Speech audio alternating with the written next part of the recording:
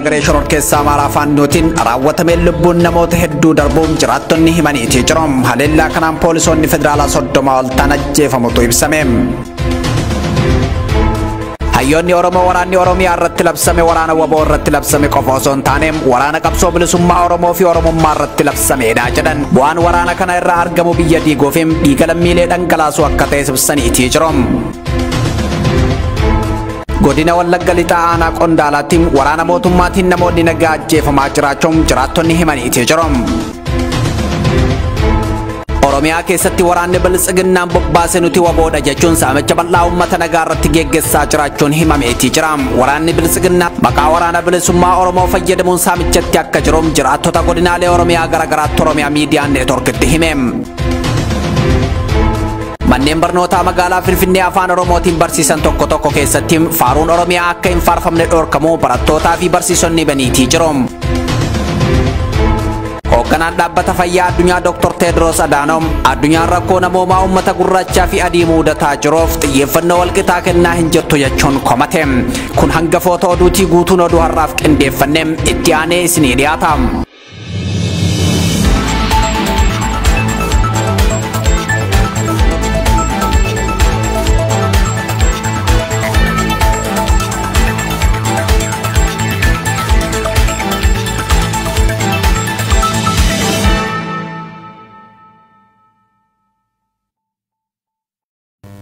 Ashama akkam jirtu kabajamtoota daawwattoota Oromiyaa Miidiyaa Neetwork oduu galgala kanaaf qabnuun isinitti hima oduu waliin Annaimaa Umari.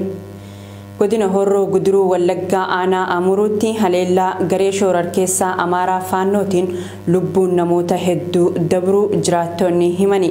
Haleellaa kanaan poolisoonni federaalaa 30 ol ta'an ajjeefamuutu ibsame. Muhammad Fantaalee jiraattota dubbisuun bal'ina oduu kanaa qopheessee jira. Godina Horroo Guduruu Wallaggaa aanaa Amuruutti haleellaa gareen shoror keessaa Amaaraa Faannoo raawwateen jiraattonni poolisoonni federaalaa fi kaadiroonni bilxiginnaa Oromiyaa ajjeefamuutu himame. Jiraattonni Oromiyaa Miidiyaa Neetworkiif yaada kennan haleellaa gareen shoror keessaa kun guyyaa 3 dura raawwateen poolisoonni federaalaa 30 caalan ajjeefamanii jiru jedhan. Haleellaa aanaa Amuruu ganda cidhatti jedhamtutti raawwatameen itti gaafataman waajjira afyaa'ii aanaa Amuruu obbo Dachaasaa Olaanaas ajjeefamuu himanii jiru. Gaafa wiixataa as naannoo kanatti seenuudhaan bakka ganda cidhatti jedhamutti seenuudhaan uummata nagaa irratti waraana bananii nama 3 erga ajjeesanii booda qaamni mootummaa bakka sana deemee qaama mootummaa bakka sana jiru immoo humna federaalaa naannoo sanatti bobba'e akka jirutti rukkutanii lubbuun naannoo nama 37 battalumatti du'ee darbeeraa jechuudha. Beeku amma itti gaafatamaa waajjira afyaa'ii aanaa Amuruu obbo Dachaasaa Olaanaa kan jedhaman isaanumaa wareegamanii guyyaa kaleessaa awwaalli isaanii sirna awwaalli isaanii magaalaa Warraatti raawwate. Sirniin awwaalcham obbo Dachaasaa Olaanaa kaleessa magaalaa Warraatti raawwatamee jiraachuu saddeessanii jiru. Haleellaa garee shoror keessaa Faannoo raawwate kanaan namoonni nagaan 3 akka ajjeefaman jiraattonni ibsanii jiru. Poolisoota federaalaa humna shoror keessaa Faannoon ajjeefaman kanneen uummata Oromootu dirmatee reeffa isaanii kaasuun awwaalee jedhuun jiraattonni naannichaa. Weerara garee shoror keessaa Faannoo kanaan jiraattonni qe'ee fi qabeenya isaaniirraa buqqa'uu erga jalqabanii waggaan tokko darbuus himanii jiru. Aanaa Amuruu ganda 10 olirraa hawaasni buqqa'uun gara magaalaa Oborraatti baqachaa jiraachuutu addeeffame.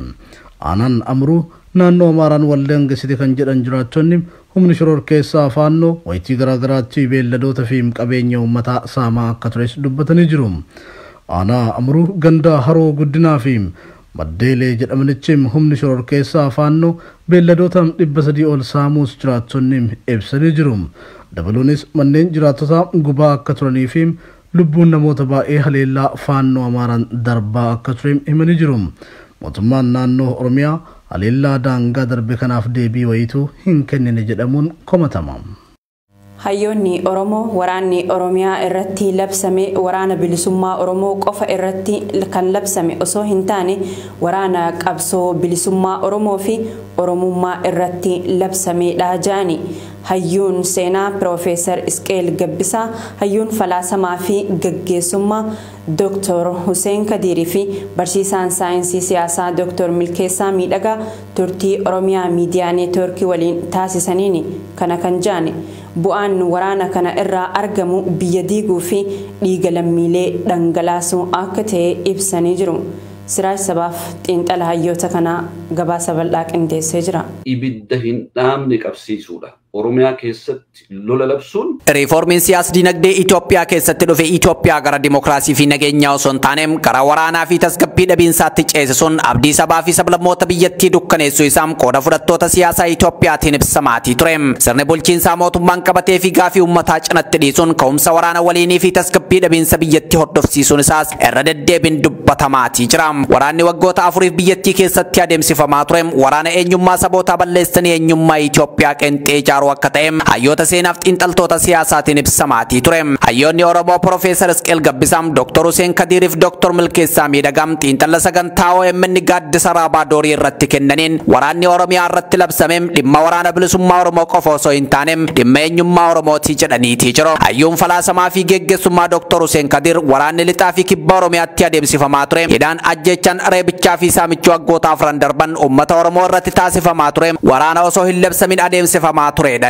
Waraanni amma Oromiyaa irratti labsame ammoo waraana humnoota alaa fi keessoo hirmaachisee labsameedha kan jedhan Dr. Hussein Kadiir Oromiyaa irratti lola labsuun ibidda hin dhaamne qabsiisuudha jedhu. Ibidda hin dhaamne qabsiisuudha. Oromiyaa keessatti lola labsuun akka Tigraay sana, akka Amaaraa sana, akka Affaar sana laayyoo hin ta'u. Bal'ina isaatiin kan ka'e, hawaasichi lakkoofsa isaatiin kan ka'e, lafa isaatiin kan ka'e. Oromiyaan nagaa yoo hin argatin Itoophiyaan nagaa argachuu hin dandeessu kan jedhan hayyoon falaasamaa fi geggeessummaa Dr. Hussein Kadiir waraanni Oromiyaa irratti labsame waraana biyyattii diiguu danda'uudha jedhu.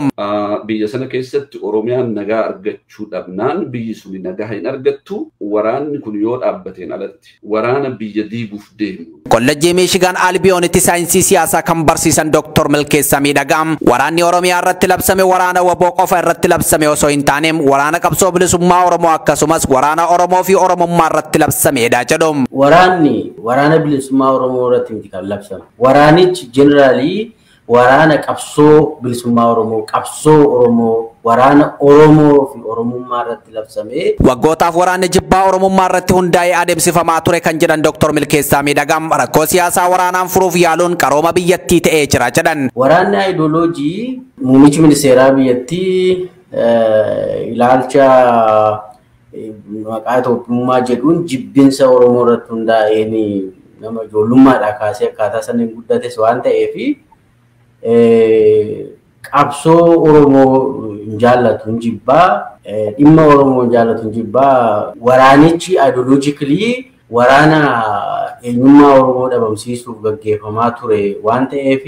Hayyuun seenaa Profeesar Isqeel Gabbisaa gama isaaniitiin waraanni Oromiyaa irratti labsame waraana sirna deebisuudhaaf labsameedha. Mootummaan kun hundee isaa irraayyuu mootummaa dantaa Oromoo eeguu miti jedhu. Waan uummanni keenya uummanni Oromoo kun hubatudha kan amma dubbatamaa jiru. Hubachuutu irra jira waraanni kun maaliif akka inni deemaa jiru. Yaada gurguddaadha kan nu kaasanii. Ilaa tokkoffaanii sirna deebisuudha barbaaduudha. Kan Oromoon hin hubatini ammayyuu taanaan maqaa Oromiyaa bilisiginnaa Oromiyaa ka jedhu waan qabaateef waan Oromoodhaaf loogutti fakkaata ta'a darbee darbee uummata keenyatti. OPDO'n waan Oromoodhaatiif hojjetu itti fakkaatuu danda'a. Garuu hundeedhumarraatii yoo kaasee daangaa dantaa Oromoo eegsisuu wanti jedhamu akkuma gaaffiittuu bilisiginnaa keessatti ka'aa hin turre ergii muummichi ministeeraa kana dhufeetiiti. Kaayyoo fi akeekni waraana kanaa Oromummaa balleessanii biyya alaabaam afaanii fi amantii takka qabdu ijaaruun bara olaantummaa saba tokkoo deebisuudha jechuunis ibsaniitii jiru. Waraanni tumsa humnootaan Oromiyaa irratti labsame kun garee tokko gammachiisuuf kan labsame ta'uu kan ibsan hayyoonni kunneen mootummaan naannoo Oromiyaa ammoo meeshaa siyaasaa muummicha ministeeraati jedhaniitii jiru. Humni waraanaa mootummaa Itoophiyaa sadarkaa waraana bilisummaa Oromoo balleessuu danda'u irra akka hin jirre kan ibsan hayyoonni kunneen waraanni bilisummaa Oromoo sadarkaa baduu hin dandeenye irra akka jiru eeraniitii jiru. Bu'aan waraana kana irraa argamu biyya diiguu fi dhiiga lammiilee nagaa dhangalaasuu akka ta'e ibsaniitii jiru. Dhalattoota Oromoo raayyaa ittisa biyyaan poolisii federaalaaf Rippaabilikaan gaardii keessa jiran akkasumas humna addaa Oromiyaa milishaa fi poolisii Oromiyaa waraana Oromiyaa fi Oromummaa dhabamsiisuuf labsame kana irraa qooda fudhachuu irraa akka of qusatan waamichi hayyoota kanaan dhiyaatee jira. Mootummaan Itoophiyaa humnoota naannolee fi loltoota Eertiraa hirmaachisuun duula waraanaa Oromiyaa irratti kan labse yommuu ta'u waraanni dhiiga dhangalaasisaan Oromiyaa keessatti adeemsifamaatii jira. Waraanni bilisummaa Oromoo humnoota waraanaa tumsaan itti bobbaafame qolachuun injifannoo irratti argataa jiraachuu ibseetii jira. Mootummaan gama isaatiin gaagama dirree waraanaatti isa qunnamirraa dandamachuuf humna qilleensaatti dhimma ba'uuf ajaja gara humna qilleensa biyyattii dabarsuu isaa maddeen ibsaniitii jiru. Opereeshinii Oromiyaa irratti adeemsifamaa jiru kana olaantummaan akka hoogganan Fiildi Maarshaal Biraanuu Juulaa, Leetinaanti Jeneraal Geetaachoo Guddinaa fi ajajaa humna qilleensa Itoophiyaa Leetinaanti Jeneraal Yilmaa Mardaasaa ministeera muummeetiin qajeelfamni kennamiifittu himama. Haalli fayyaa qondaala adda bilisummaa Oromoo obbo Gadaa Gabbisaa sadarkaa yaaddessaa irra jiraachuu maatiin himani. Maatiin isaanii Oromiyaa Miidiyaa Neetwoorkitti akka himanitti obbo Gadaa Gabbisaa dhukkuba tiruutiin qabamuu isaanii ragaan laaboraatoorii mul'iseeti jira. Qondaalli adda bilisummaa Oromoo kun erga hidhamanii waggaa tokko ol ta'uu kan himan maatiin dhibeen akka kanaan dura isaanirratti argamee akka hin beekne himani. Dhukkuba kanaan qabamuu qorannoo laaboraatooriitiin erga mirkanaa'ee booda hospitaala ciisanii akka yaalaman ogeessi fayyaa itti himuu ibsani. Poolisiin garuu kana gochuuf akka dide maatiin obbo Gadaa Gabbisaa kan dubbatani. Obbo Gadaa Gabbisaa erga gara mana hidhaa Burraayyuu aanaa sadaffaatti deebifamanii dhibeen itti cimee haala yaaddessaa irra jiru ja'ame. Maatiin erga ijaan isaan arganii torbaan caalus himaniiti jiru. Dhimmi fayyaa qondaalota adda bilisummaa Oromoo hidhaa jiranii irra deddeebiin dubbatamaa jira. Hanga ammaa mootummaan dhimma kanaan komatamu waan jee hin qabu. Godina Wallagga Lixaa aanaa Qondaalaatti waraana mootummaatiin namoonni nagaa ajjeefamaa jiraachuu jiraattonni himani. Jiraattonni har'a Oromiyaa Miidiyaa Neetwoorkiif yaada kennan aanaa Qondaalaa ganda Shaggee Jaamu keessatti tibba kana lubbuun nama 3 dabruu himani. Ajjeechaa kana kan raawwate waraana mootummaa qabata duula farra riphee lolaatiin bobbaafaman ta'us jiraattonni ibsanii jiru. Namoonni ajjeefaman kunneen obbo Muluu Kaabaa fi obbo Kimfaayee kanneen ja'aman akkasumas dargaggoo maqaa isaa ammaaf hin baramne jaamanii jiru. Gama biraatiin aanaalee Qondaalaa fi Beegitti neetwoorkiin bilbilaa balleessuun hawaasa jumlaan hidhuun hammaatee jiraachuun himamee jira. Hidhaan kunis kan hammaatee sababa waraana bilisummaa Oromoo wajjin hidhata qabdu jechuun akka ta'e himanii jiru. Jiraattonni manneen hidhaa garaagaraa keessatti reebichi, dararaa fi sarbamiinsi mirga namoomaa hidhamtoota irra gahaa jiraachuu eeranii jiru. Oromiyaa keessatti waraanni bilxiginnaan bobbaase nuti waraana bilisummaa Oromoodha jechuun saamicha bal'aa uummata irratti gaggeessaa jiraachuun himame.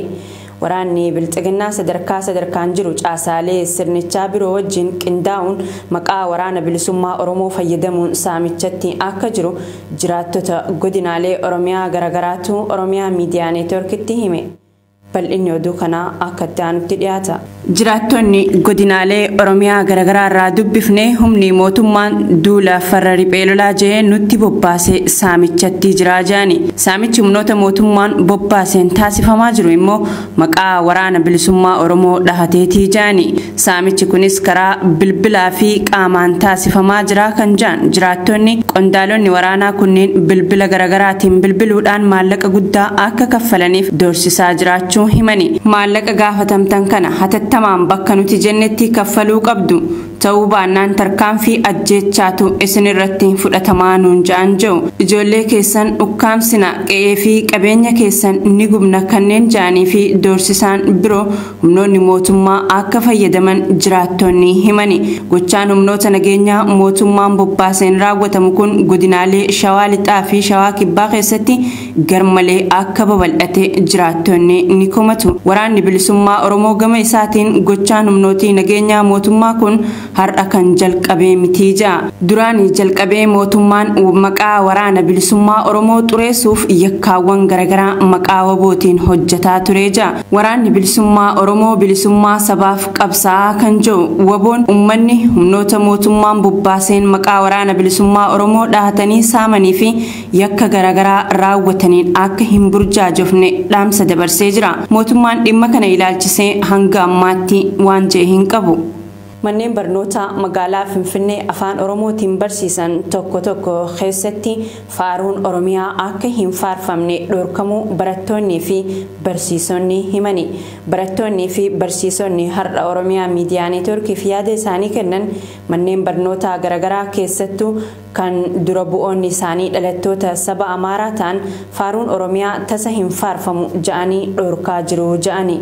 Mana barumsaa Natsaannat Birhaan ja'amutti tibba kana barattoonni osoo faaruu Oromiyaa faarfatanii dura bu'aan mana barumsichaa barsiisaa barattoota faarfachiisaa jiru harkaa sagalee guddiftuu butee ja'ani barattoonnii fi barsiisonni. Dura bu'aan mana barumsichaa tasa faaruun Oromiyaa hin faarfamu nuun je'ee ja'ani. Dhimma kana irratti yaada biiroo barnootaa magaalaa Finfinnee akkuma arganneen isin biraan geenya. Hoogganaan dhaabbata fayyaa addunyaa Dr. Tedros Adhanom addunyaan rakkoo namoomaa uummata gurraachaa fi adii mudataa jiruuf xiyyeeffannoo walqixa kennaa hin jirtu ja'ani. Xiyyeeffannaan Yuukireenii fi biyyoota birootiif kenname qixa mitii jechuun qeeqanii jiru. Dabalata qabna. Hoogganaan dhaabbata fayyaa addunyaa Dr. Tedros Adhanom ibsa miidiyaaleef kennaniin Yuukireenin deeggaruun baay'ee barbaachisaa fi bu'a qabeessa sababiin isaa dhiibbaan isaa addunyaa miidhaa ja'ani. Haa ta'u malee Itoophiyaa keessatti naannoon Tigraay biyyoonni akka Yaman, Siiriyaa fi Afgaanistaan akka Yuukireenitti xiyyeeffannoo argataa akka hin jirre eerani. Addunyaan dhala namaa bifa hundaan walqixa ilaalaa hin jirtu kaan isa kaanirra akkaan caalchisuun mul'ataa jira ja'ani. Dhaabbanni biyyoota gamtoomanii deeggarsi lubbuu lammiilee baraaruuf oolu guyyaatti konkolaattota fe'umsaa 100 ta'u gara Tigraay akka seenu murteessus garuu deeggarsi taasifamaa jiru baay'ee muraasa akka ta'e Dr. Tedros himani. Hanga ammaa gargaarsi konkolaattota 2,000 ta'uun Tigraay gahuun akka irra ture eeranii garuu kan Tigraay dhaqqabe 200 gadi akka ta'e himani. Amma yeroon dubbadhu kanatti lubbuun namaa beelaan bahaa jirtii kan ja'an Dr. Tedros uggurri humnoota mootummaa Itoophiyaa fi Eertiraatiin raawwatame hammeenyaa fi dheerina yerootiin seenaa keessatti kanneen eeraman keessaa tokko akka ta'e ibsani. Addunyaan uummata hunda ija tokkoon ilaaluutu irra ture ja'ani. Yeroo Itoophiyaa keessatti namni jiraan ibiddatti darbatamee gubamee ajjeefamu addunyaan dhimma kana irratti hanga dubbachuu qabu akka hin dubbanne himani. Miidiyaanis hanga xiyyeeffannoo itti kennee gabaasuu qabu hin gabaasne ja'ani Dr. Tedros Adhanom. Oduu teenya xumuraatiin naannoo Amaaraa magaalaa Koosoo Barriitti barattoonni dhalattoota Oromoo ta'an 19 caasaa mootummaatiin konkolaataa irraa buufamuun hidhamuun dhaga'ame. Akka maddeen keenya naannichaa ja'anitti barattoonni kunneen imalarra turani. Barattoonni otoo imalaa jiranii magaalaa Koosoo Barriitti konkolaataa irraa buufamanii hidhaman.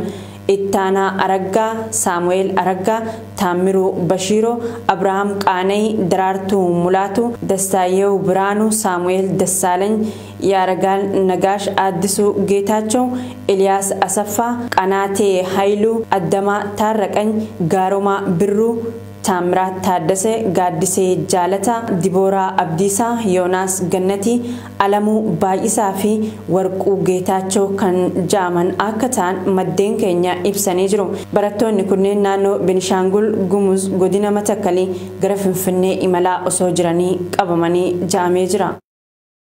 Tolee kabajamtoota daawwattoota Oromiyaa Miidiyaa Neetwoork oduun galgala kanaaf qabanne isaan gaammaatti daawwachaa turtan kana fakkaata. Oduu isinitti himuun isin faana tan turte Anna Himaa Umarii gama kiyyaan nagaatti isiniin jechaa qophiilee OMN tanneen afanii waliin turtii gaarii.